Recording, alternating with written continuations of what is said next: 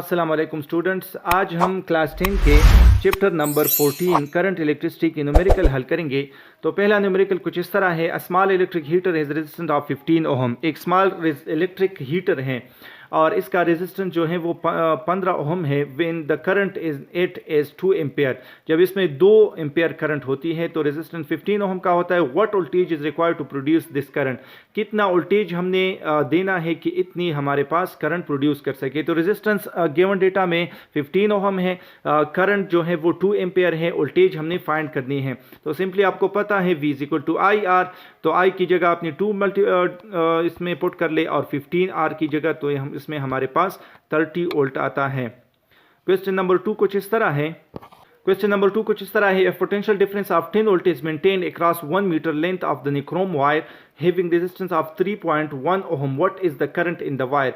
अगर potential difference 10 volt है 1 metre लंबे निक्रोम वायर में और जिसका रेजिस्टेंस 3.1 ओहम है, तो इसमें हमारे पास करंट कितना होगा वो आपने फाइंड करना है। तो पोटेंशियल डिफरेंस भी 10 दिया है, length of the wire 1 metre है L और रेजिस्टेंस जो है वो 3.1 ओहम है। आपने करंट फाइंड करना है कि इसमें कितना है। आपको पता है V is equal to I R. Again ये लेंथ जो है इसमें सिर्फ कंफ्यूजन के लिए दिया है, यहाँ पे हमारे पास लेंथ यूज नहीं होती।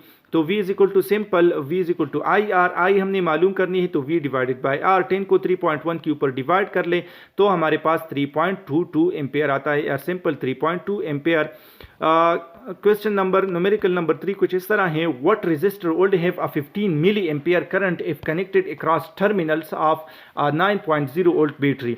आपने रेजिस्टेंस फाइंड करनी है अगर 15 मिली एम्पेयर करंट है और इसको टर्मिनल जिसका हमारे पास वोल्टेज 9.0 वोल्ट बैटरी के साथ कनेक्ट किया गया है इसके टर्मिनल के साथ, तो करंट जो है वो 15 मिली एम्पेयर है। मिली का मतलब 10 पावर माइनस 3, वोल्टेज हमारे पास 9 है, आपने रेजिस्टेंस फाइंड करनी है। तो simply again V is equal to I R. R हमने फाइंड करनी है तो R is equal to V by I.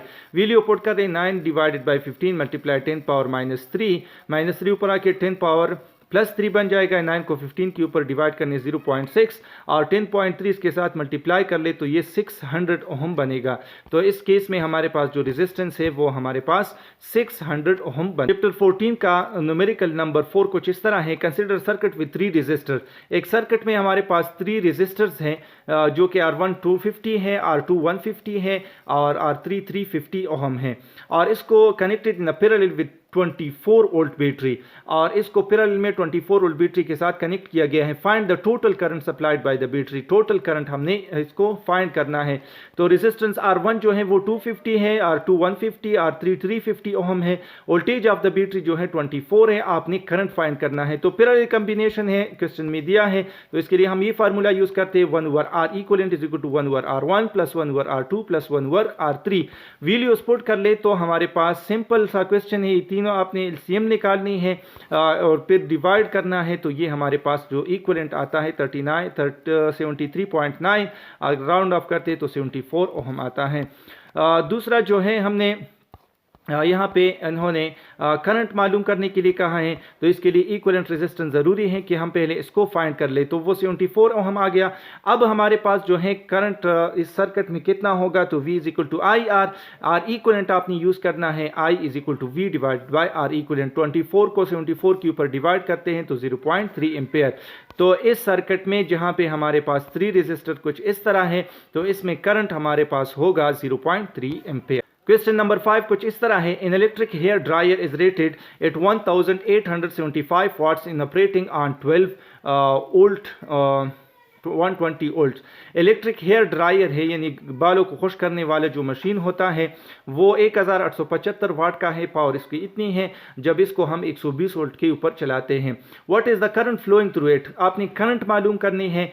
If the hair dryer is used for 3 minute, अगर इस मशीन को हेयर ड्रायर को 3 मिनट तक हम इस्तेमाल करें, how much energy does it consume, तो कितनी एनर्जी ये कंज्यूम करती है। करंट मालूम करनी है और एनर्जी कितनी कंज्यूम है ये हमने फाइंड करना है। तो पावर 1875 वाट है, वोल्टेज 120 है, टाइम 3 मिनट है, इसको सेकंड में चेंज कर ले तो 180 सेकंड आता है।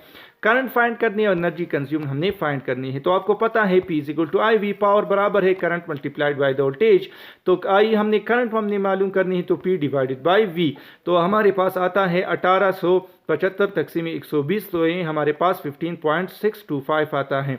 25 को हटा ले तो 15.6 एम्पियर। अब हमने एनर्जी कंज्यूम्ड आपको पता है पावर मल्टीप्लाइड बाय टाइम, तो पावर 1875 को 180 के साथ मल्टीप्लाई कर ले तो ये हमारे पास कुछ 337500 आता है। मल्टीप्लाइड 10 पावर -3 कर लेते हैं, तो इसमें हम कुछ माइनस कर लेते हैं। ये 10 पावर -3 नहीं आता, ये +3 आता है, यहाँ पे मिस्टेक हुई है। अगर हाँ आपको इसमें पॉइंट लाना है तो 10 पावर +3 आता है, -3 नहीं आता। तो ये हमारे पास 337.5 किलो जूल बनता है, जबकि 10 पावर -3 तो हमारे पास मिली जूल बनता है, जो कि कम वैल्यू बनती है। एनीवे, क्वेश्चन नंबर 6 की तरफ बढ़ते हैं। A battery with in EMF of 12 volt is connected to a 545 ohm resistor. एक बैटरी है जिसका EMF 12 वोल्ट है, उसको 545 ओहम रेजिस्टर के साथ कनेक्ट किया गया। आपने क्या फाइंड करना है? How much energy is dissipated in the resistor in 65 second. 65 second में कितनी एनर्जी डिसिपेट होती है, कंज्यूम होती है, वो आपने मालूम करनी है। तो बैटरी की EMF जो है वो हमारे पास 12 वोल्ट है, रेजिस्टेंस जो है R 545 ohm, time 65 second, energy dissipate E हमने मालूम करनी पता है। इसके लिए एनर्जी के लिए जो हमारे पास फार्मूला यूज होता है E is equal to P multiplied by the time. यहाँ पे पावर नहीं दिया है, तो पावर का आपको पता है V² बाय R है, क्योंकि अगर हम डेटा को देख ले तो 20 वोल्टेज हमें दिया है और रेजिस्टर दिया है, तो P की जगह यानी पावर की जगह वोल्टेज और रेजिस्टेंस हम यूज करेंगे। तो V² करते 12 स्क्वायर बन जाएगा और R हमारे पास 545 है, इसको 65 के साथ मल्टीप्लाई कर ले। 12 स्क्वायर का 144 आता है, उसको 545 के ऊपर डिवाइड करने से 0.264 आता है। 65 के साथ मल्टीप्लाई करेंगे तो 17.1 R एनर्जी डिसिपेट जो है वो हमारे पास 17 जूल है। न्यूमेरिकल नंबर 7 कुछ इस तरह है, आई थिंक ये इसका लास्ट भी है। बिल्कुल हमारे पास कुछ इस तरह है। If the unit of the electric cost is 8.11 RS kilowatt hour. अगर इलेक्ट्रिसिटी का जो बिल आता है वो 1 यूनिट 8.11 रुपये आता है। What is the cost of running 2 160 watt fans and 4 100 watt light bulb for 6 hour in school. अगर स्कूल में 160 वाट के 2 पंखे चलते हो और 100 वाट के चार लाइट बल्ब जलते हो 6 घंटे के लिए, तो ये इसका कितना खर्च आएगा आपने ये मालूम करना है। तो टेरिफ रेट सबसे पहले दिया हुआ है 8.11 RS पर kilowatt hour. Power of 2 fan 160, 2 fan है, तो 160 को 2 के साथ मल्टीप्लाई कर ले तो 320 वाट आता है, यानी 2 पंखों के इतना पावर है। और पावर ऑफ 400 वाट बल्ब, तो P2 is equal to 100 multiplied by 4 watt, तो ये हमारे पास 400 वाट आता है। तो टोटल पावर हमारे पास दोनों को जमा कर लें, 320 को +40 कर ले तो 720 आता है। इसको किलो वाट में चेंज कर ले तो 0.728। अच्छा ये देख लें, ये हम किलो वाट में इसलिए चेंज करते हैं क्योंकि टेरिफ रेट हमारे पास आप देख लें यहाँ पे किलो वाट आवर के हिसाब से जो है ये कॉस्ट करती है, तो हम इसलिए इसकी पावर भी किलो वाट में चेंज कर लेते हैं। टाइम 6 आवर है तो इसको आवर में ही रहने दो। अगेन हमारे पास किलो वाट आवर है, तो आपने इसको सेकेंड्स में या मिनट में चेंज नहीं करनी।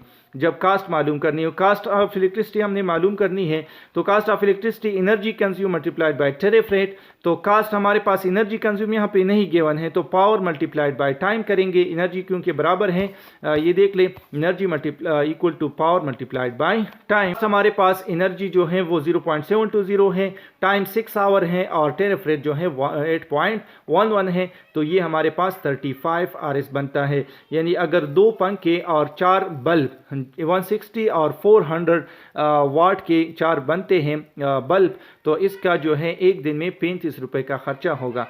होप आप लोग को समझ आया होगा। इस वीडियो को लाइक कर लें, ज़्यादा से ज़्यादा शेयर कर लें और चैनल को ज़रूर सब्सक्राइब कर लेते हैं।